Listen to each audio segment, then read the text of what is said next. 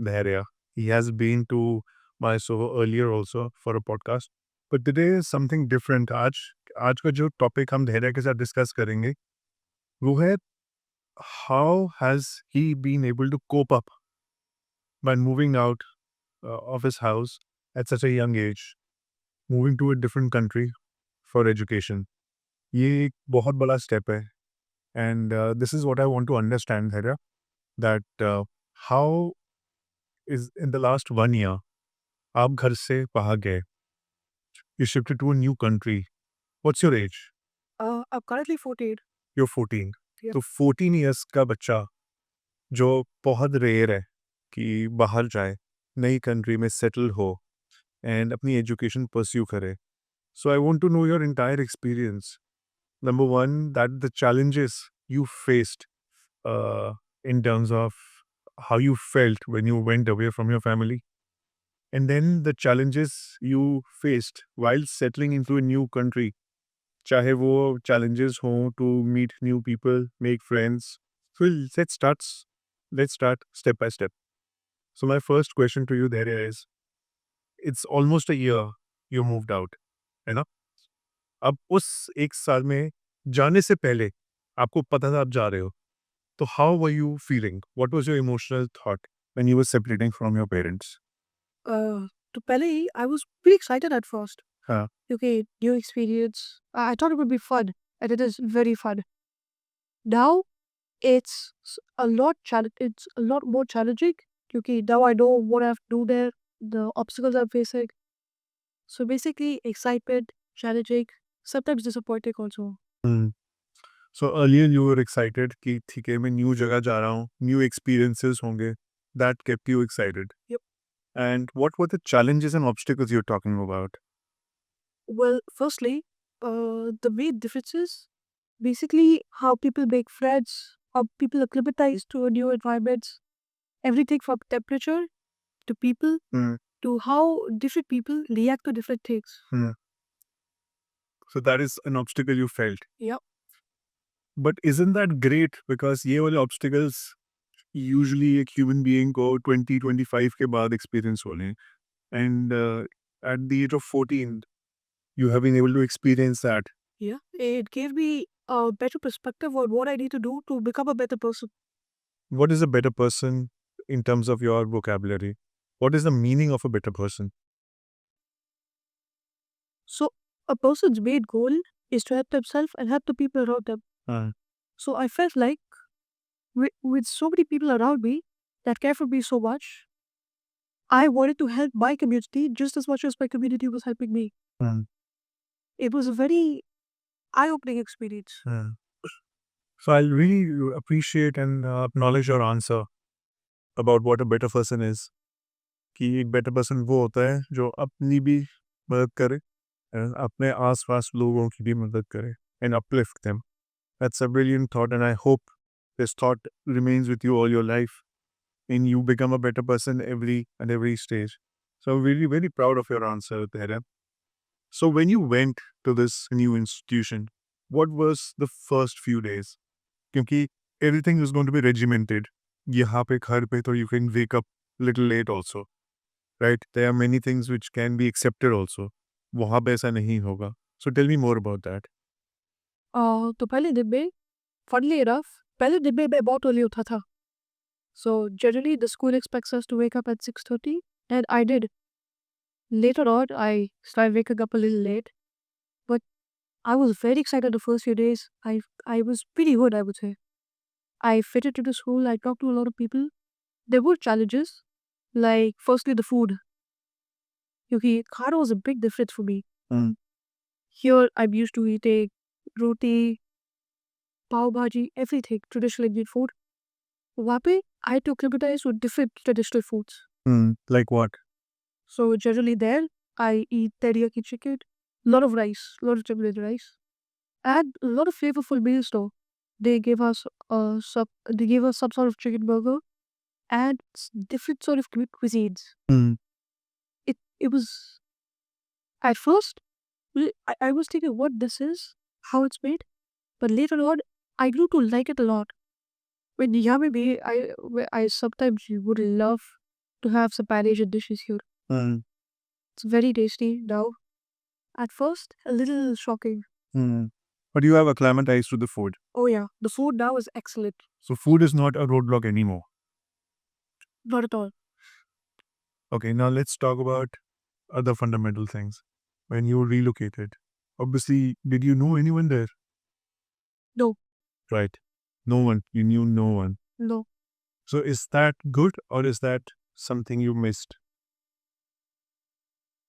At first, I mean, pehle, I would have liked to have someone there, with me. But now I realize it gives me more opportunities to meet new people. I made the mistakes myself. I learned myself. Having someone to guide you is very nice. But sometimes when you make the mistakes yourself, you learn from them better. That's good. So when you knew no one, you had the opportunity to meet people, right, from different areas. Yep. So wahan pe, in which country are you? Malaysia. Malaysia. I'm located in Malaysia. And in your institution, how many Indians are there? At the moment, there are around 5 to 6 In the entire school, only 5 to 6. in the entire school. In the entire school, only 5 to 6. That's a very low number. That is load up. But that was not something which bothered you. No. Okay. So how hard when you go to a new place and you go to a new country, new community, and you have no reference checks in balance. Like even if you tell what you are in your own country, that doesn't matter anymore. So how easy or difficult is it to interact with people, and what did you learn about people? It was very hard to talk to people. I still have not made a lot of good friends. I want to have more friends there. But currently, it's still very hard to talk to people, acclimatize there. Basically, so I'll give you an example of a very big difference. Over here, you speak 4 languages. That's very nice. People will respect you for that. There, speaking 3 to 4 languages is very common. Which languages are those? So people in Malaysia generally speak Tamil, Mandarin, English, and whatever else their native languages. Okay. So you feel that when they talk and communicate in 4 or 5 languages, it's general. And in India, if you talk in Very uncommon. exotic. It's very different. Okay. So how many languages do you speak? Me, I'm currently learning a lot of languages. So speaking wise, I speak Hindi, English, and I'm learning other languages such as French, Mandarin, and I can understand Punjabi. Okay. तो आपको ये लगता है कि आपको अगर 4 languages या 5 languages नहीं आती हैं फ्लुएंटली, तो was that a roadblock in you making friends? Little bit. Because not everyone will be as fluent in every language they speak. Some people may excel at some other languages. And language barrier is still a very constricting factor. It does increase, but the pro of that is that it increases diversity. Gives people time to think about different things. It's very fascinating. You know, it takes a lifetime for a person to learn how to, understand human behavior, because it takes a lifetime to meet so many people.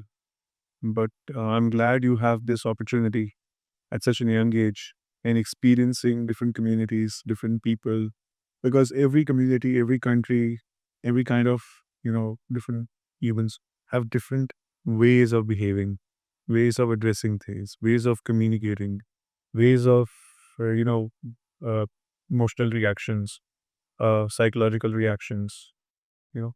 So, have you ever felt uh, any kind of loneliness when you in the initial days or even till today? Yeah. So later on, I would I don't feel lonely generally, but sometimes when I try to do something and I try really hard for it and I don't get it, that's when I feel lonely. That's the time where my father and mother really comfort me.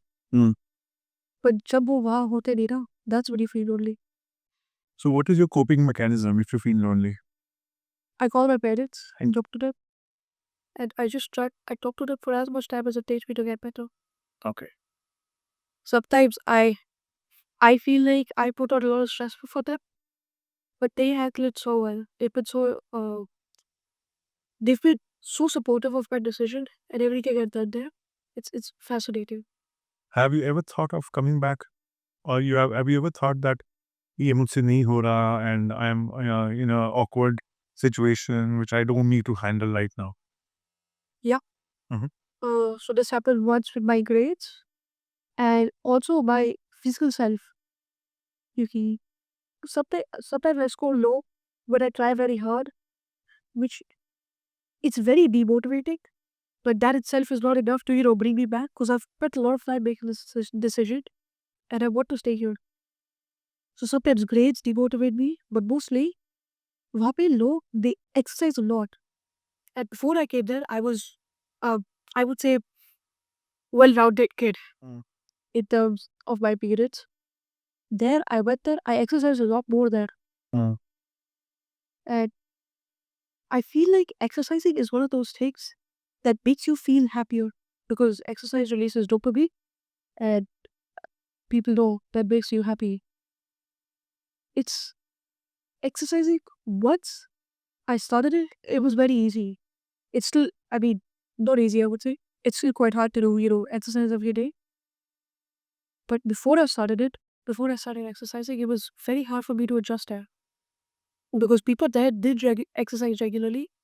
I did it, and that made me feel bad about my physical self. Mm. So when do you get time to exercise? Generally, I exercise in the evenings, and weekends I do it in afternoon, evening, sometime there. So you have a gym, or where do you exercise? Oh, we do have a gym. Yeah, we have it in the boarding house. We also have a field, so I generally do a lot of running there. That's yeah. So when have you ever felt that in your institution, in your boarding institution, there'll be most of the people who have migrated from different countries and studying there? Would you feel that the same problem will be with them as well, that they are feeling uh maybe lonely or lack of good friends? Yeah, a lot of people will be lonely there because, as you've stated, they might not have the people there and they might just miss their parents. Mm. But everyone is acclimatizing. They are growing, they're learning from it. And less they, adjust to it. They think of this house, they think of the boarding house. It is their home now. Mm. It's so much so that it's not that you're forced to make this your home. People encourage it. It's a very nice place. A lot of people want to live here. When you want to have a friend in your life, what is your expectation of him or her? So I realized I'd been looking to make the friends the wrong way. I'd been looking for a person, who would help me with my grades, would help me study. But now I just want someone who's fun, who's loyal to me, who's going to be with my friend through my hard times, but also someone who I enjoy, someone who I have fun with, someone who I can just be me with. Yeah. So do you think you'll be able to strike that balance now? Yep, absolutely. So what will you do when you go back? Me, I'll try new perspectives or meeting people. Mm. I'll work harder in everything I do, especially my grades as well. And I'll try to be a better person, help the society move, help the society there. At your age, I'll tell you a great formula to strike a friendship is do as many activities and games together. So if you play sports, play together. To any other sport, try not to play individual sports, try to play team sports. Do activities like play Ludo or chess or any other fun game, Monopoly. That will tell you about how people think. And if you find somebody in your own, mindset, you'll be able to find that out. Go outdoor games, do rock climbing or any kind of activity, or have a fun race together. So when you involve people in fun activities, you'll realize you will find people who care also and who are competitive also. but who will also stay with you in your hard times. So, all these activities help people bond with each other. So instead of looking for, people who will help you with grades, you know, that is boring. You should help yourself with grades right now, at least. Find people who you can have fun and playing activities. So I think that is something which you should go ahead and do. Why you have your holidays for the next a week or 10 days. I think you should plan all the fun games or maybe a couple of games which you wouldn't go and play there. Probably, you can, teach them what games you play in India, and that might be interesting for them. Maybe you'll be shocked to believe that a small game like Kabaddi is now an international game. And there are many other games which we as kids in India play. And it could be interesting for you to start a conversation. So everything unique you can do with your friends, it is a conversation startup. So if you have that, mindset and anything new I can do, we'll start a conversation. And when you start a conversation, that is the beginning of bonding, right? So I'm sure by the next time you come to India, you probably will be calling your parents that my friends are also coming around, and you'll be happy to show them around. What do you, that'll be great, right? That'll be the experience because you would want to bring people and show them how you live, what you do, show your old school, how your friends in India live, and show them the lake and other fun things you can do here. And then probably you will be visiting their country, right? And once you do that, that is the beginning of the lifetime of friendship and bonding. Do you agree with that? I absolutely agree. So do you have any plans when you go back? Oh yeah, You do? yeah, You want to share? sure. So I realized a lot of the thing that I wasn't doing last couple of times when I went there, was giving my 100%. Maybe it was just because I was afraid, or maybe I felt like, a lot of people are scared to give their 100% because if they do give said 100% and fail, it's horrible. You don't want to experience that because you gave everything you ever had and it still isn't enough. But what most people look away from the fact is you did your 100%. And if you still haven't succeeded, there is still more in you to give. Mm. Because I promise you, if you give your 100%, you will reach that goal. That's the one that I've been pushing myself to do. So this time I'm going to give it everything I ever had and try to make as many people as I can win me new friends, new stories, new journeys. And mostly help them as well. A lot of people can help people in times of distress. A lot of people. So what most people don't focus on is everyday life में help कैसे करना है. Mm. But people in times of great distress, like say, there's someone in your family passed away, something was very valuable was taken from you. A lot of people can help you then. Day-to-day life में, lot of people, day-to-day life में, कभी पर you can't help people. That's what a lot of people need to learn, how to help in their day-to-day lives. That's what I was struggling.